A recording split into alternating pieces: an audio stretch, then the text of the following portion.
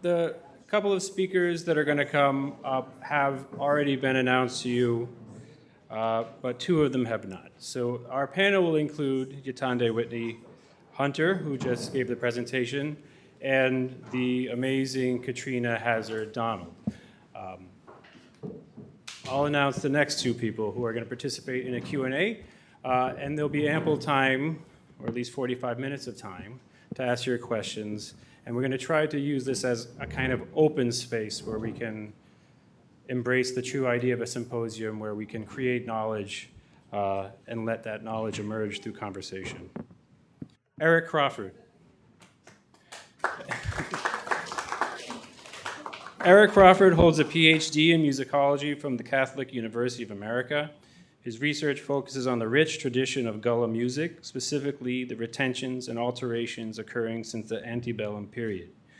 Beginning in 2007, Crawford conducted extensive field recordings on St. Helena Island, site of the historic Port Royal experiment, and his transcriptions are held at the Folklife Center at the Library of Congress. An outgrowth of this work was the St. Helena Island Gullah Spirituals Project, which brought together noted scholars and students in the study of the earliest Negro spirituals.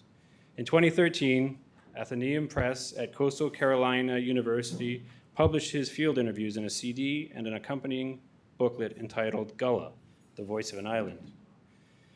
His work on historic Sandy Island led to the 2017 publication At Low Tide, The Voices of Sandy Island. The booklet and interactive multimedia project highlight the rich history of Sandy Island and the need to ensure this island's continued survival.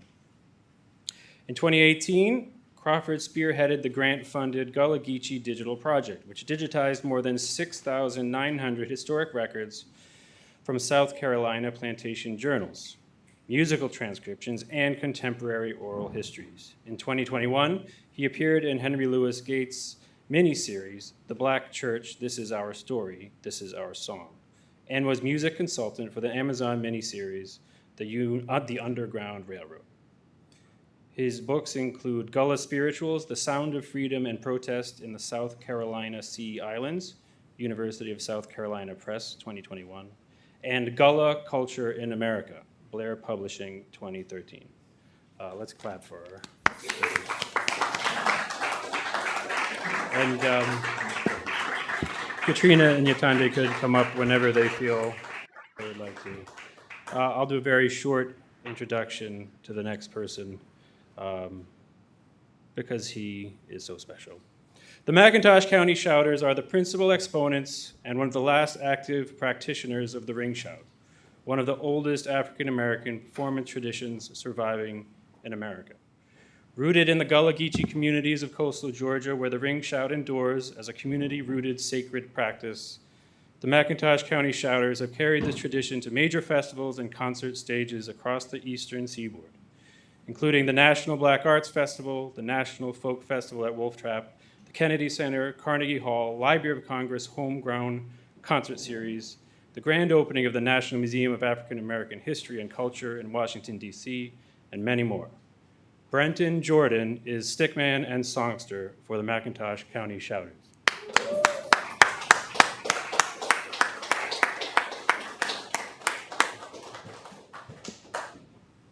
And I would like to welcome back to the stage Katrina Hazzard-Donald.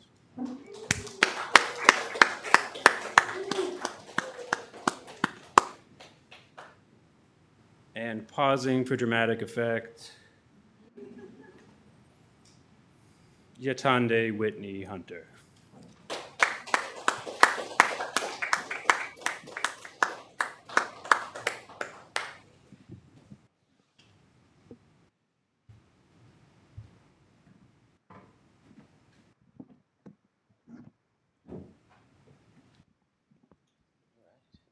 Here we are again. Wow. Okay. Is this thing on? Yes, it is. All right. All right. So I've been asked to put a question out into the room, and I am going to go back to this question that was offered in the beginning of our day. and then I'm going to pass the mic, and I'm going to function as a moderator that's just passing the mic and helping the flow, not interpreting or translating or any of that. Okay. So the question that I'm putting into the room is around. We asked the question, how the ring shout travels, but we've addressed that. And so one of the things that I'm thinking about now is this idea of the mobilization, the ring shout, the mobilization of the ring shout, or the ring shout as a method or a means of mobilization. So if I can say that by example, and with the Nguvu Circle, one of the things that I am thinking about in that is how can how can I address some of what we are talking about, which is around trauma, which is around releasing in safe spaces and liberated spaces and such. And so I'm interested from you all. Um,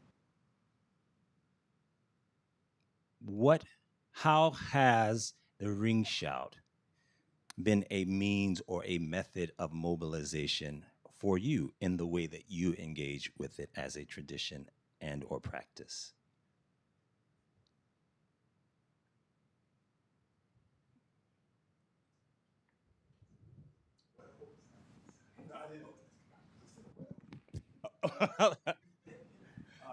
Just in terms of, I think it's important to kind of note um, the ring shout or shout songs.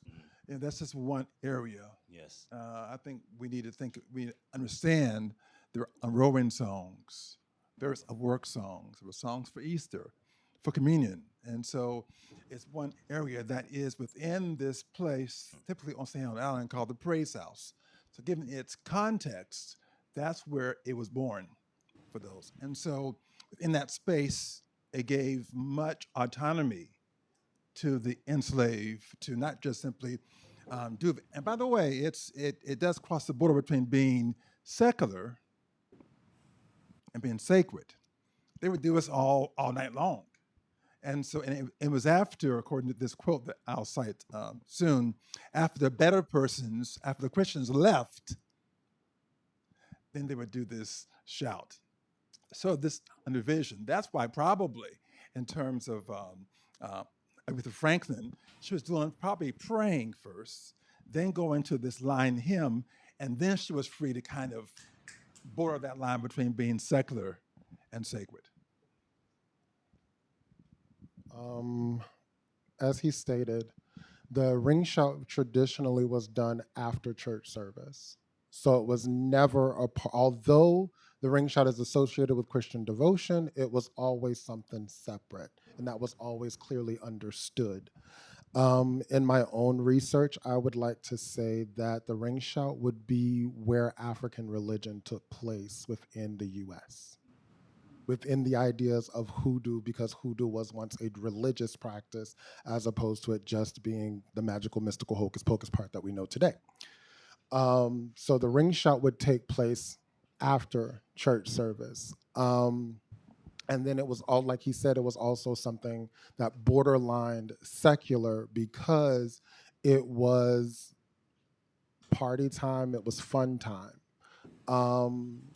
In my community, the ring shout was only done 2 weeks out of the year. And that would literally be the week of Christmas and the week of New Year's. After that, you would not see the ring shout or hear any songs outside of that time. And in rare cases, and it would be very, very rare moments, that maybe my Uncle Nathan might sing a shout song as a part of the church service, but nobody would actually get up and shout. It would only be the singing and the clapping. That was it. As far as the dance form, that was only done the week of Christmas and the week of New Year's.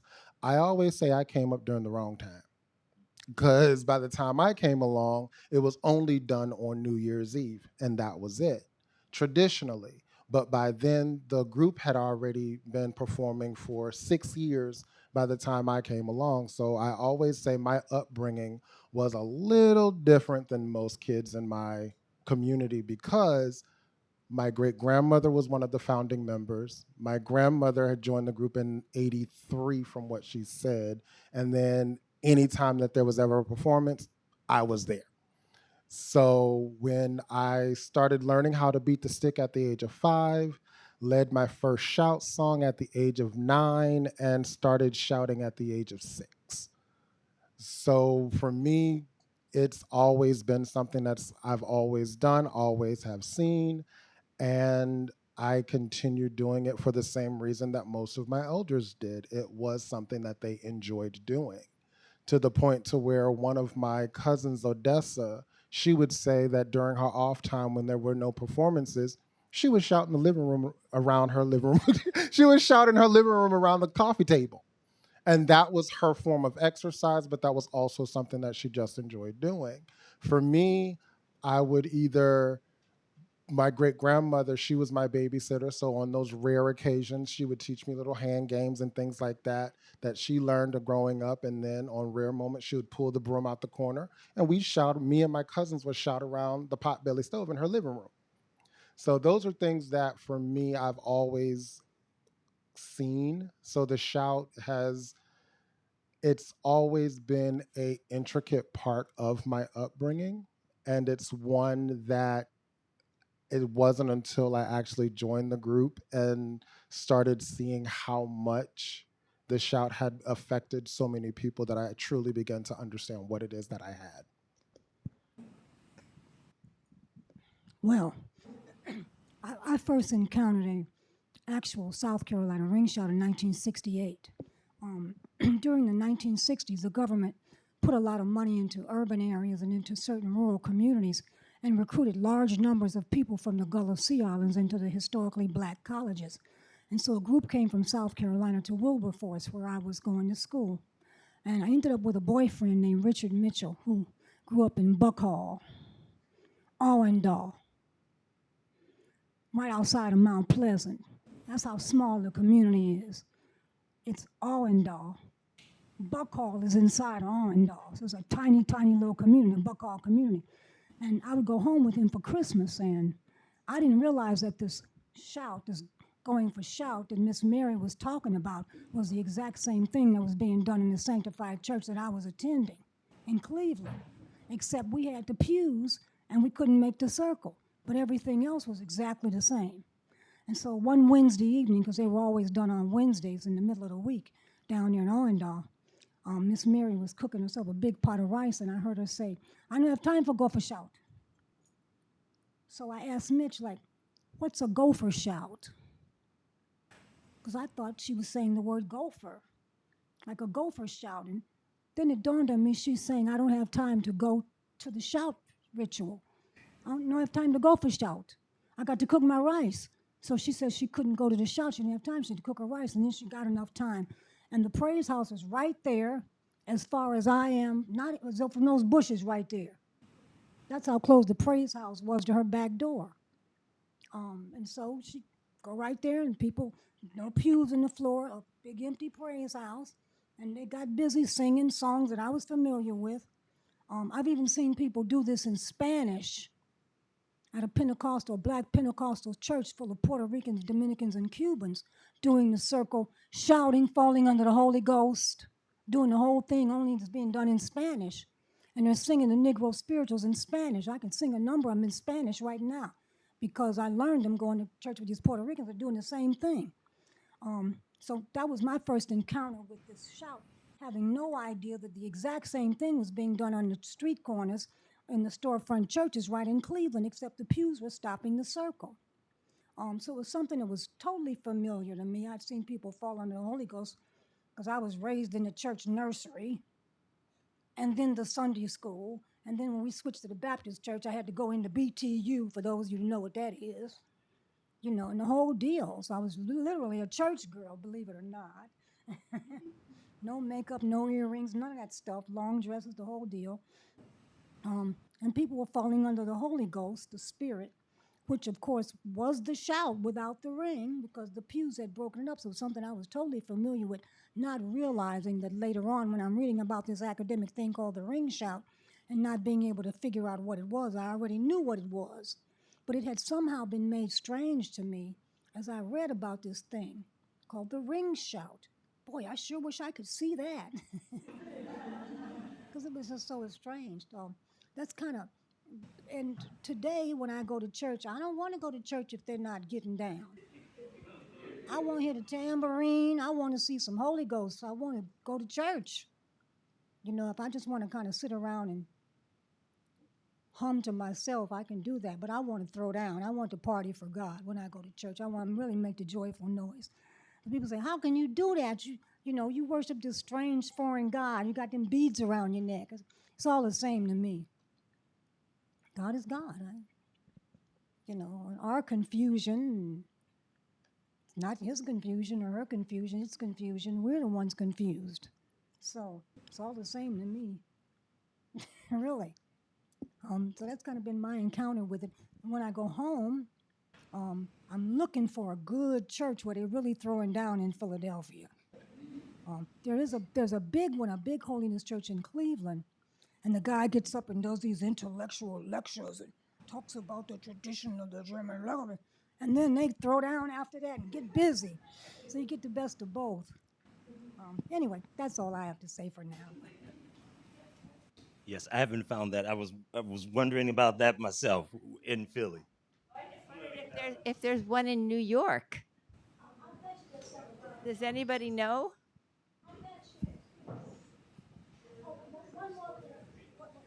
One more quick thing with respect to this hoodoo and the church.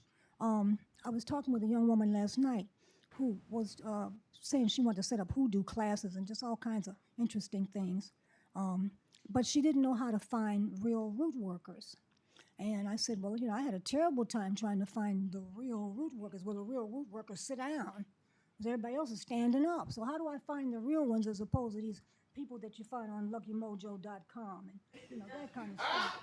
No, seriously. I mean, how do you find the real folks that are doing the real work? So you say, well, listen, I mean, you start asking, you know, anybody know how to put them in? I don't know nothing about that. No, don't even talk to that. That's the devil's. I don't know. And that's what I got. Everywhere I went, I hit this brick wall. Bam! Like, oh, God, how am I going to interview? How am I going to do this? And it said, you're asking the wrong question, dummy. So what's the right question? Come on, 6-year-old kid. Give me the right question. This is the right question. You don't ask if somebody can put it on. You ask who can take it off. You say, I got a, you know, Mom, I got a cousin or my friend, my cousin, he been acting real strange lately. I don't know what's going on. He been, you know, getting up at night, walking around in just bed. He been turning in circles. He, you know, sometimes he walks backwards and just all kind of stuff is going on. And I say, oh, they done put the walking foot on him. Well, do you know anybody know how to take it off? Everybody knows how to take it off. So when you ask who can remove a hoodoo fix, that's how you find the real guys. But you cannot ask who can do it. You have to ask who can remove it. And they will surface magically. And they are all in the church. Brother Gregory on St. Helena Island, Dr. Buzzard's great-grandson, is a deacon in his church. Miss Mary, who I interviewed, a deaconess in her church. And there was a deaconess in a church in North Carolina that told me the right question to ask. Every one of them was deeply tied to a fundamentalist church of some type, Baptist, Holiness, AME, one of those three generally.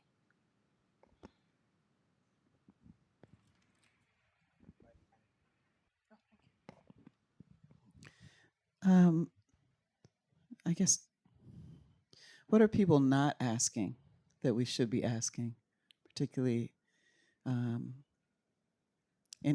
what each of you do? And my second question is about sinners. If you have any thoughts, reactions, insights. Oh, yeah. I wrote a long review of it because everything in it is a masterpiece. From the time Sammy stands in that doorway with that broken guitar. African scarification is what I saw.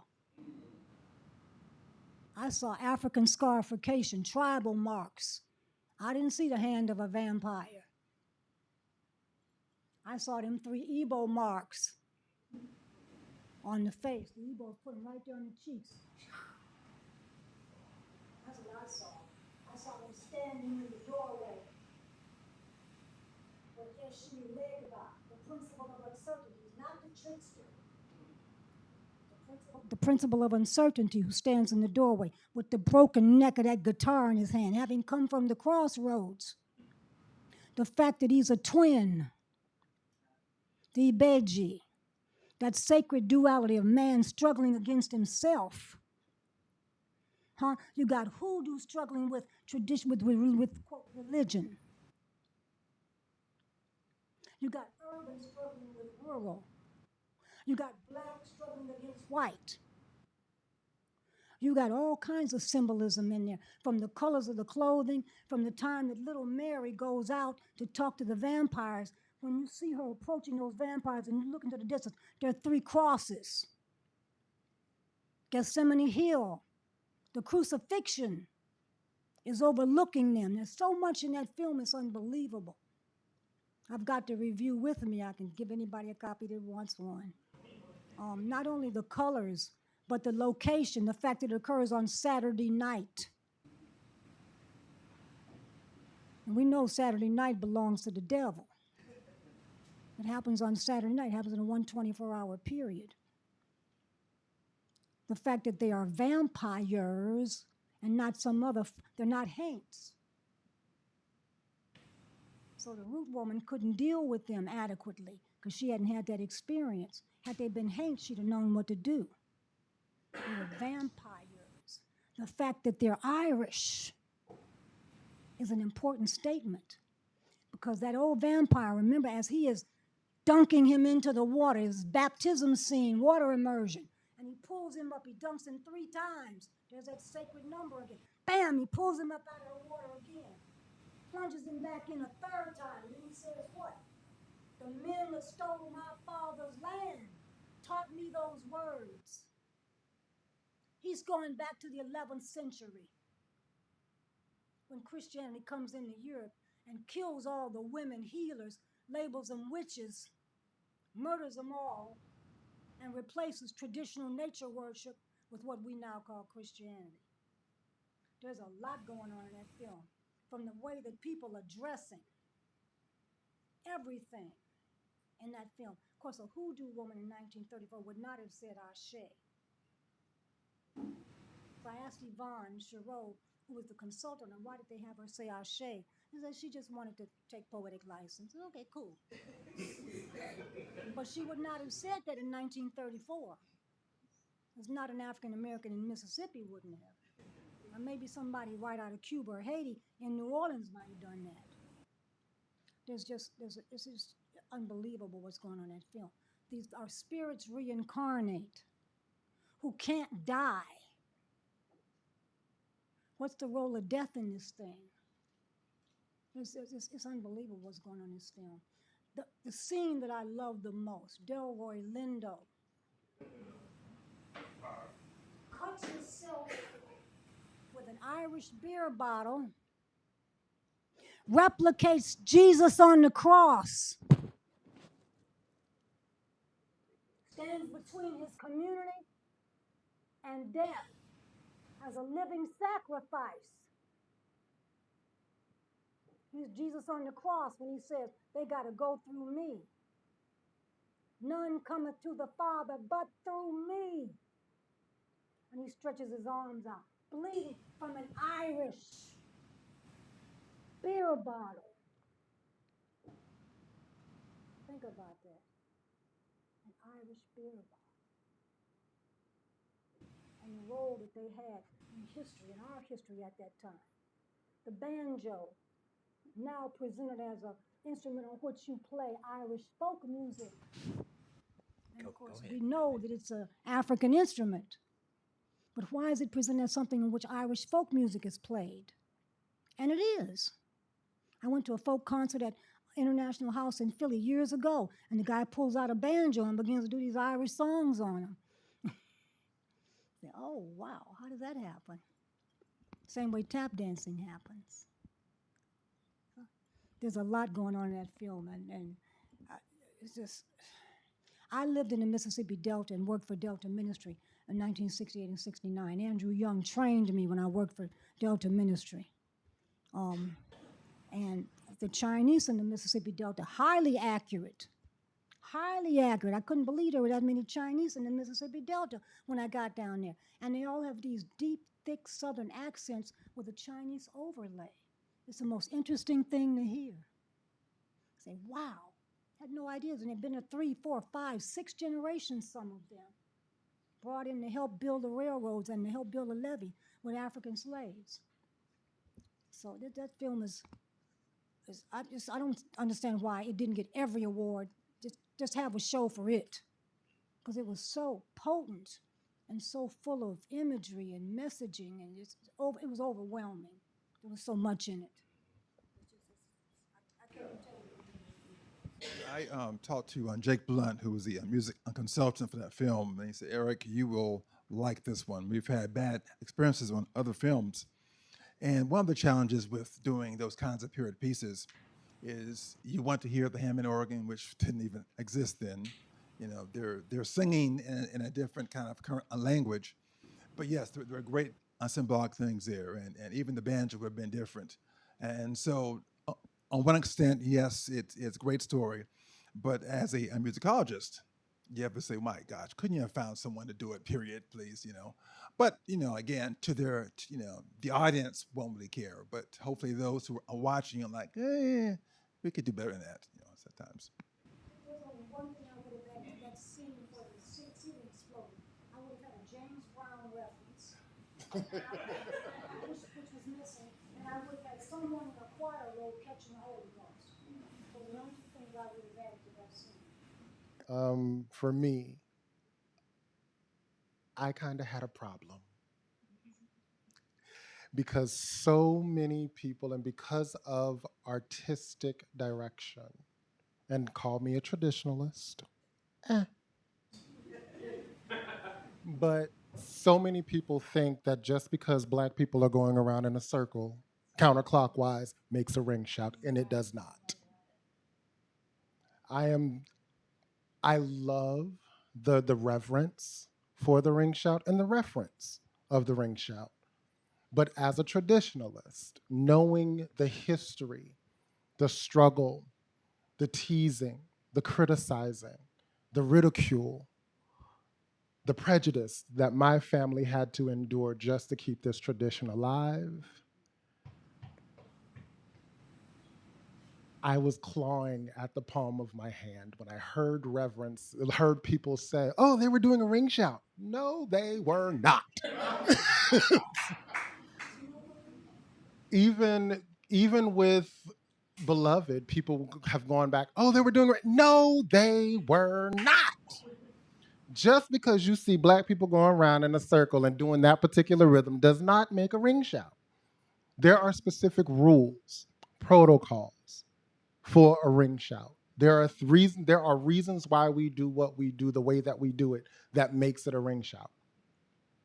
The same level of reverence that the sad part about it is you see this so heavily in the conscious and spiritual community because so many people are trying to reach for something.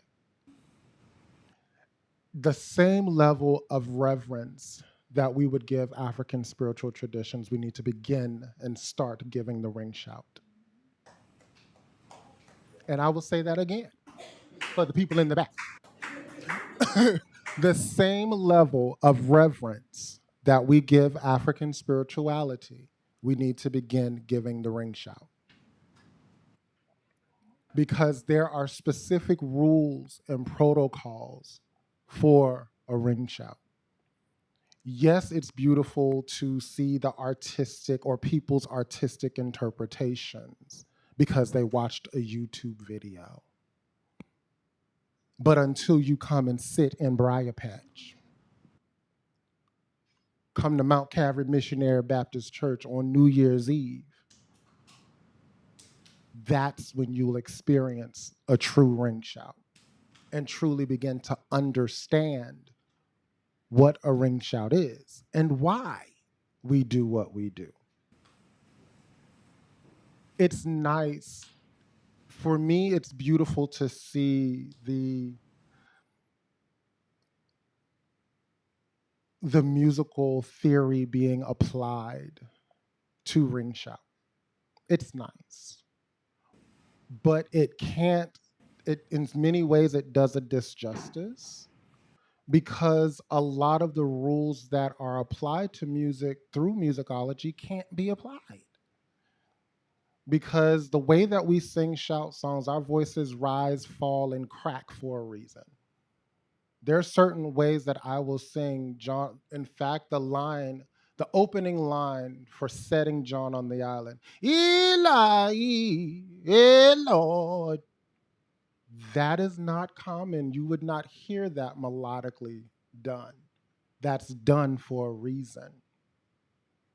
There's specific reasons why certain shouts, there's reasons why certain people won't sing a shout song. My cousin Freddie, we call him we call him the jukebox because he sings all day and all night long. But there are specific shout songs that Freddie will not touch because he doesn't have a voice for it. For me having to learning the shout songs the way that I have, it's literally because I'm a mockingbird. I sing what I hear. I sing in the voice of the individuals that I grew up hearing sing those songs. Lawrence McIver, Taretha Skipper, Lucille Holloway, my grandmother. Those individuals were the ones that allowed me to not, and I can't even say I sat with them. Me being present for all of the performances, and when they would go off someplace and come back, they would automatically have a VHS. So that was my way of literally being able to go to the performances, because anytime that I would spend my weekends with my grandmother, there was a new VHS for me to watch. And I would literally sit and watch these performances over and over and over again. And there would be songs that I would hear that before that particular performance I had never heard. Like the first time I ever heard In the Field We Must Die, I heard that song for the first time I was 11, maybe 13. Before that, I had never heard that song before. Growing up, hearing them sing Set Your Side, that was a treat because it was for the shouters, it's a difficult shout song to do because you're having to shout with a partner. There's so much within the ring shout that has changed due to people getting older and not being able to go as fast, because we look at some of those old recordings and we like, great God, y'all were getting it. We can't do that no more.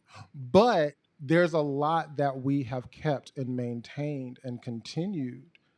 All we did was just add artistic touch for the sake of stage. That's it. So for me, it would be great to see film media reference the ring shout and actually do so accurately.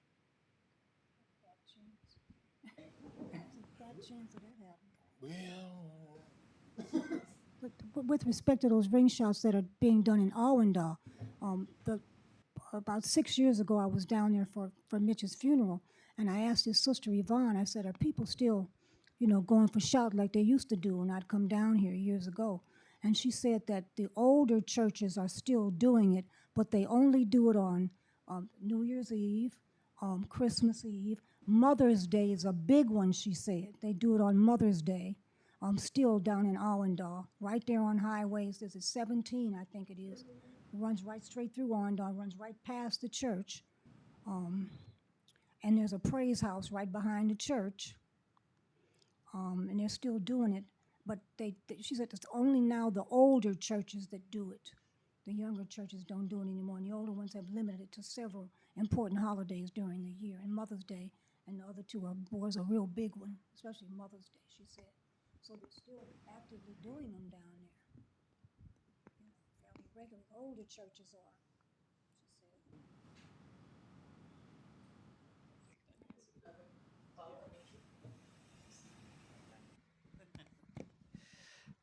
So, what are your thoughts about the way that we've situated the ring shout as the origin of African American, especially your family? Like, what are your thoughts about the way that that's been framed? It it's a truth. It's something that in my own research of trying to figure out where the ring shout came from. Growing up, you can only imagine like a 5-year-old sitting up watching a bunch of old people, get up and do this thing and not really having a context as to what it was or why it was they did what they did. When the group first performed, they would do 30 minutes to an hour and shout the whole time, no breaks. I wish we might try that now. Y'all will be picking us up from off the floor. But it wasn't until I want to say like maybe the mid 90s that they actually put a script to their performances. And the script is nothing more than the family history, but it gives context to what these songs are, where their origin stories were, and how those songs have been passed down to us. So come to the performance tonight. You'll literally get to hear our family's history. But when it comes to the shout being the origin of American music, it's true because you can literally take the rhythm for the shout and put it in any genre of music and it fits perfectly. You'll either have to slow it down or speed it up. If you slow it down, take out the stick and the clapping, you have a spiritual. If you speed it up, add the stick, you can keep the stick, maybe take out add the clapping and add a piano, you now have gospel. Speed it up a little faster, add some more instruments to it, now you have rock and roll, hip hop, R&B. And in some cases, certain shout songs could be considered a rap song. So in many ways, the ring shout can be considered an origin of American music because of the context in which the songs were created. Because some of the songs, yes, they are religious songs, but a lot of them spoke of life on the plantation. One in particular song that I love to use as an example of this is one song is actually an argument. The song Hold the Baby is actually an argument. The father came home from out of the plantation one day, and the mother had done spent all day long with the baby. And the baby was crying. Nobody knew why. And the mama said, "You hold the baby." Nope, you hold the baby. No, you hold the baby. So mama began to sing this song as a way of telling Papa to hold the baby. And that's how that song came about. There's the stories behind some of the shout songs are hilarious. One song literally talks about their hatred for another slave because he was a brown noser. So it gives you context as to how these songs are created, but also how these songs could also lead to other genres of music. So yeah, the ring shout can be seen as the origin of American music. I would like to add, there's so many important, brilliant contributions musically that the enslaved gave us. One of those that you rarely hear anymore, some of you may know of, Lining AM. It is something that goes beyond descriptions, but that sense of I cannot read a hymn, but they can give me the words. I know 3 tunes. I know common meter. What else? Long meter, short meter. Give me the words. Start off. and we'll sing. And those rare tunes are almost gone. I just moved to Atlanta. Someone said, go to this little holiness church. I said, okay, I'll go to the holiness church. They have in this church, Bethlehem United Church, they're doing hymn lining, and it's right 19th century. It's amazing. These young guys, but that's a dying art. If you want to hear something that is mesmerizing, listen to a line hymn or Dr. Watts singing. I'll be playing some shortly here. But that sense of, yes, I can't read, but just give me some words. I'll make it out for you.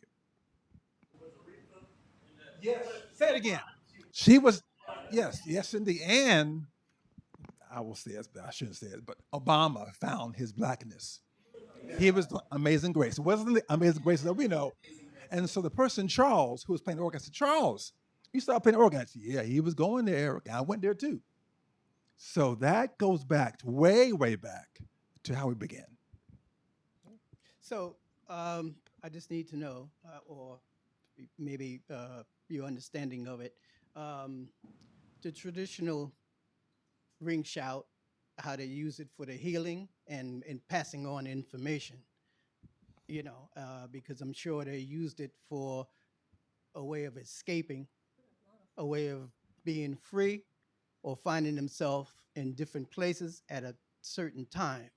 So those particular songs continued in that way, or do we have, you know, or there's some other ways? When it comes to the way that we have kept alive and maintained shout songs and how they've been passed on, everything that you said still stands. It's just nobody's saying that that's what it is. The mantle that I've taken within my family was literally one, they were like, my grandmother, Brenton, here. I didn't ask for this. I literally learned, like I said, I started beating the stick at the age of 5. Most young boys, they see Jerry, because by that time he was who the stick man of the group was. Jerry would get entranced in a song, and you would see Jerry throw his head in different directions, and he could make that stick sing. And watching him do that as a boy, you're like, ooh, I want to learn. So you start learning. And then for me, I've always been a dancer. Dancing has always been something that's a major part of my family. You're dancing as a child because you on your parents' hip, you know, and they grooving and you right there. So dancing was always a thing for me, and having my great grandmother and my grandmother a part of the group, and all of my cousins, because literally it's a family. You're watching them do it, and it's like, okay, I want to try to do it. So you get out there, and if you're doing it correctly, they let you go. If you're not, you get a look. If you continue playing, you get pulled out of the circle and you get hit. Those were your options. Then for me, because I've been around it for so long, I'm like, the way that Lawrence, at first it was me teasing, I'm not gonna lie. Because see, Lawrence had a very unique voice, and he had a love for singing. But by music standards, Lawrence couldn't sing.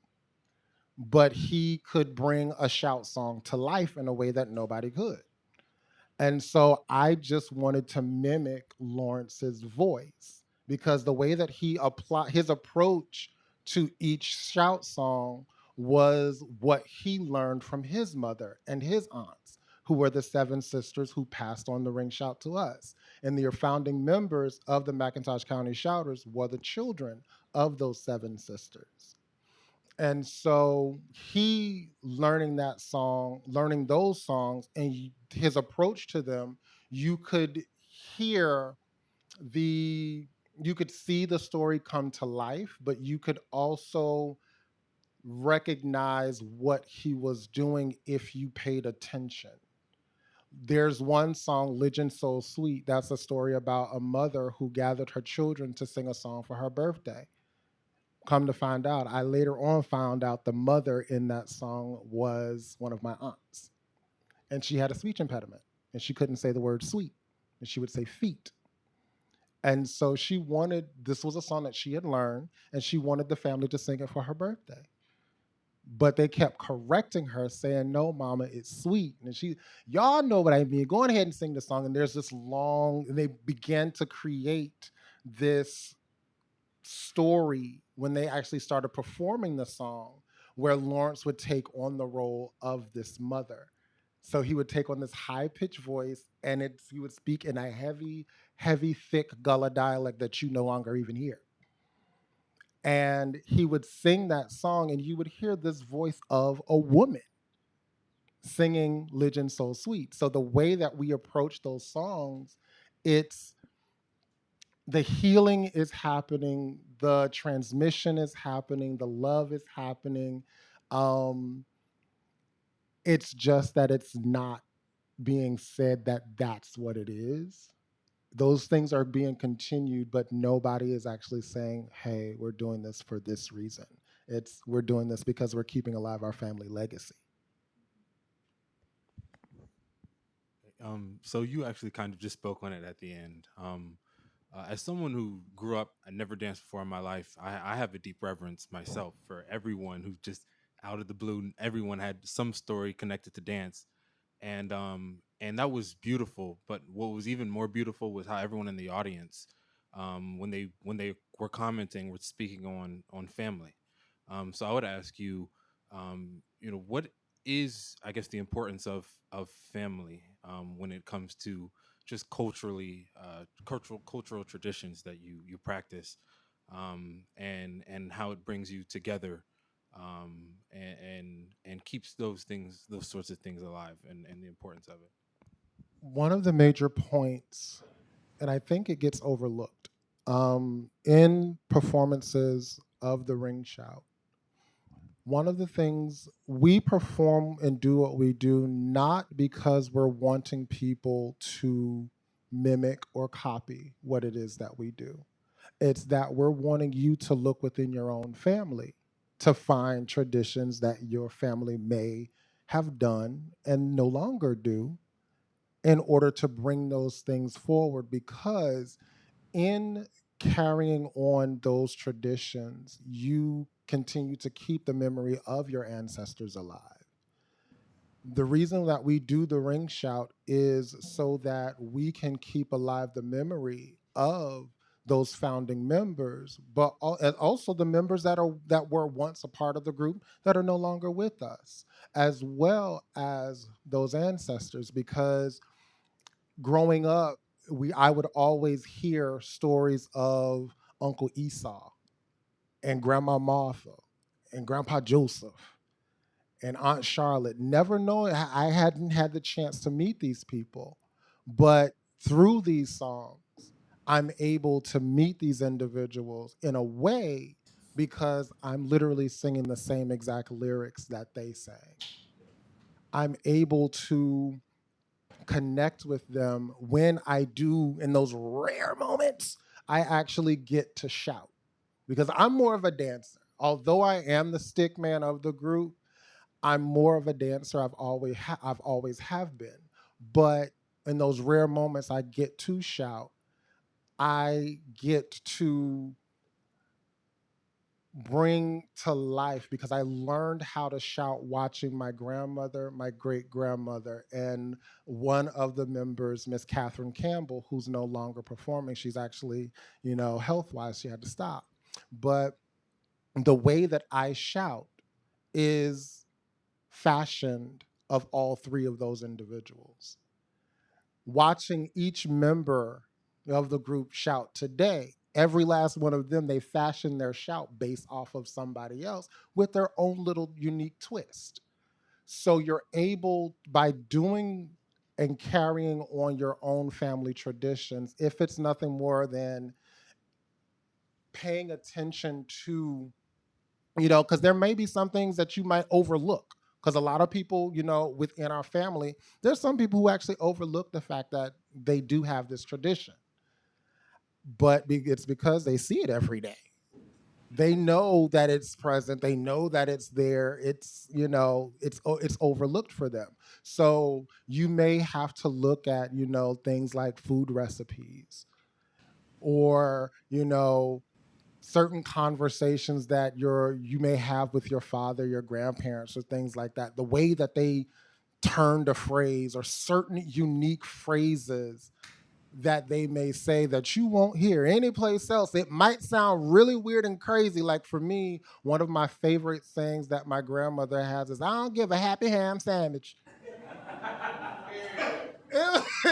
And then for me as a kid, it was be like, why is the sandwich happy? but but as you get older, hearing those phrases, hearing those unique things, those funny moments, you're able to again keep alive those memories, carry on those memories, and share in those moments with future generations and keeping their memories alive.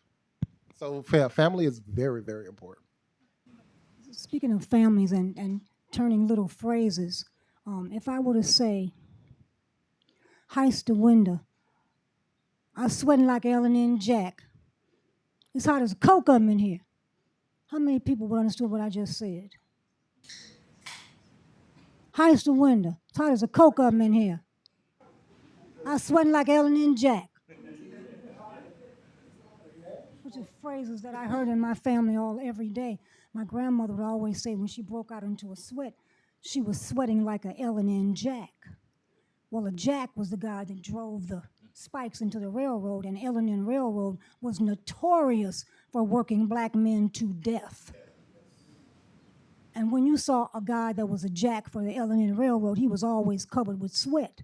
And they had a bad reputation among black folks. So when she said, "I'm sweating like Ellen and Jack," she's bringing an entire labor history and laying it in front of me. Because she lived through the strike of 1919. Little phrases like that, which really locate a family history. My daddy used to say, "I was happy as a felock." I'd say, "Daddy, what's a felock?" And he'd say, "It's a little bird." It dawned on me years later, once I learned standard English, that my father was saying he is as happy as a field lark. I was happy as a felock. Heist the window, it's hot in here. I sweat like Ellen and Jack. It's hot as a coke oven. And that's the kind of language I heard growing up, and that's what I spoke growing up until I got told that I needed to learn standard English. Yeah, it wasn't speaking Gullah, but it was this thing that was spoken in our communities. Well, I'll just be really quickly, yes, in reference to family. I mean, I'm thinking about you brought it up earlier, the ways in which you learn dances from your mother in the kitchen, and I'm remembering, learning. I'm from Chicago originally, so learning how to step, Chicago step, in the living room with my mother. And doing it, as you say, doing it until they were pleased with it. She was pleased with it, and then having to then uh, be at the family function, the party, and then say, "Okay, let's see it. Let's see it on display. Prove that you know." And as far as I know, in all the traditions that I've been going through inside and outside of, this ultimately what we're talking about is this connection to the ancestors, and it is this idea that it is your ancestor that brings you to that thing, that knowing of that thing anyway. So it can be your Orisha, it can be your deity or divinity, but it is your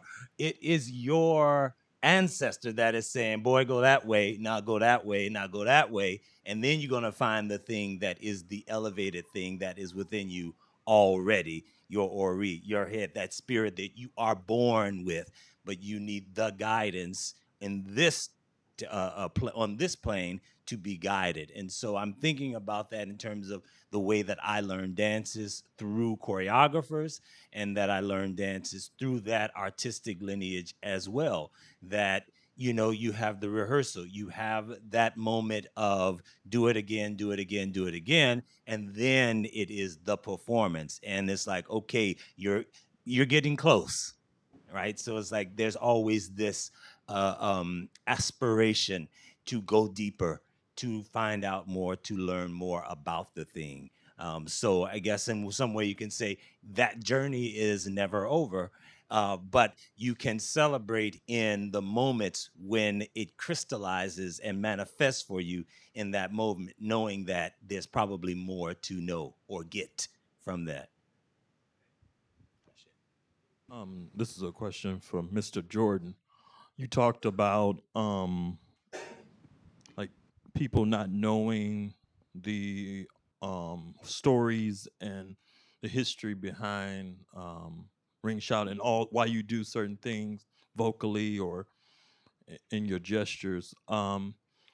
What did it look like when you were growing up? What would an initiation into this practice look like for you, or looked like for you to the extent that you can talk about There was never a quote unquote formal initiation. It was literally watching. You learned by watching. And once you got the courage, because that's what it took, nerve, uniqueness, nerve, and talent, you had to get courage to actually get out there because those old people, they did not play when it came to the shout. The shout was a serious thing to the point you could even hear, if you really listen through the entire 1980s album, you can actually hear people getting yelled at by elders. Like that to me is always hilarious because you're hearing a live recording during a watch night and you actually can hear the elders. I want to say it was Mr. Sam Cooke telling somebody to shout right. And it happened so fast that you kind of missed it. But for me growing up, like I said, it was you had the courage to, as a young boy, you wanting to learn how to beat the stick. So Jerry would sit next to you. No, well, from the way that I learned, it was Lawrence on one side, Jerry next to Lawrence, me in the middle, or me next to Jerry. They would start singing a song, and then Jerry would catch the song, and basically knowing when the stick is supposed to come in, and you would go along. And if you were able to keep the beat the entire time, he would stop, and then you would have to carry that song. And if it was one of those songs that did a start and stop, and you didn't quite know when to come back in, he would catch it for you, and you would beat the rest of the song. But if you did mess up, he would have you beat another song. If you wanted to, you would beat another song. And if you carried that song all the way through, you would get, the praise for that song. When it came to me learning how to shout, I I I gained courage that night. Thinking about the first time that I did shout, I was nervous, and I remember it because I did this awkward thing with my foot that you're not supposed to do because your feet are supposed to be flat on the floor. And they saw that I had the ability to keep up with the step, but they were like, okay, he's got it, but there's still some work. So they continued letting me go, and until up until now, and I'm one of the master shouters here. And then when it came to leading my first shout song, I had practiced at home trying to lead John on the Island because that was the one shout song I wanted to learn because I found it funny how Lawrence's voice would rise, fall, and crack. So I was like, I went to Lawrence that New Year's and I never will forget it. I tapped Lawrence on the shoulder and I said, I want to lead a song. And he said, what song you want to lead? I said, John on the Island. He said, okay, go on ahead. And Eli, hey Lord. And I was 9 years old. Everybody said, because they could not believe that that voice was coming out of somebody so young.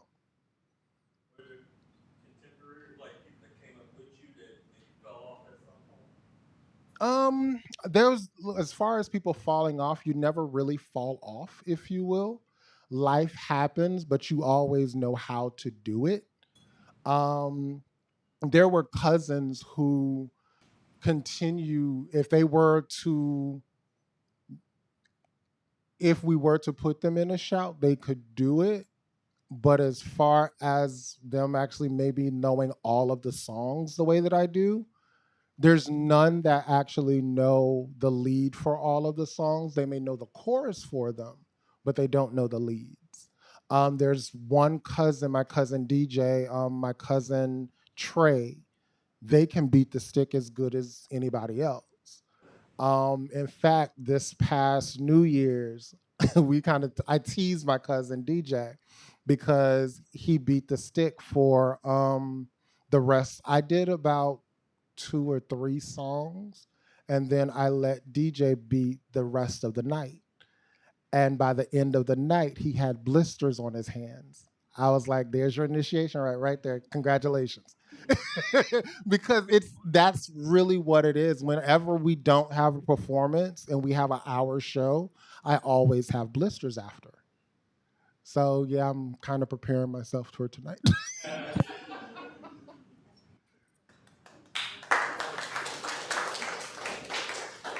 Could I just ask, can you just tell the group what distinguishes a good song leader from other singers? What makes a good song leader? A good songster, because that's if we're going to use shout, ring shout has its own terminology as well. People don't know that, but to be a good songster, number one, you have to be able to embody a song, and to embody a song doesn't mean just coming out and singing it. It's really having to be able to tell the story of that song using your voice in very unique ways that you would not do outside of ring shout. Because there's a lot of, most people think that to be a good singer, you have to be able to sing melodically, and shout songs, you literally take all of that and throw it out the window. My cousin Venus, she's a songbird of Briar Patch, which the song that she sang, Drive Old Joe, that was playing, she brings a lot of her melodic style into it, but she throws a lot of it away because there's certain things that she would not be able to do in singing that song. So to be a good songster, you first have to be able to embody the song. You have to know why it is these songs were created. You have to understand the story of the song, because every shout song has its own story. And once you get that, you then have to learn, I guess you can call it the melody, because every shout song is sung differently. It's not, every shout song has its own tune and melody and the way or pitch in which the songs are sung. Because not all songs, some songs are sung high, some songs are sung, in the basement, as we say. But you have to be able to embody the meanings and the purpose of those songs to bring the song to life.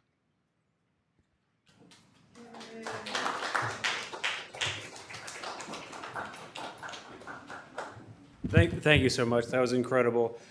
Sorry that we have to stay on time. There's kind of 3 truisms in life. It's death, taxes, and union stage technicians do not stay late for sound check. So we do need Brenton to get out of here on time. We will take a tight 5-minute coffee break because that's in the schedule while we get set up for the next one. So I'll meet you back here in 5 minutes. Use my laptop or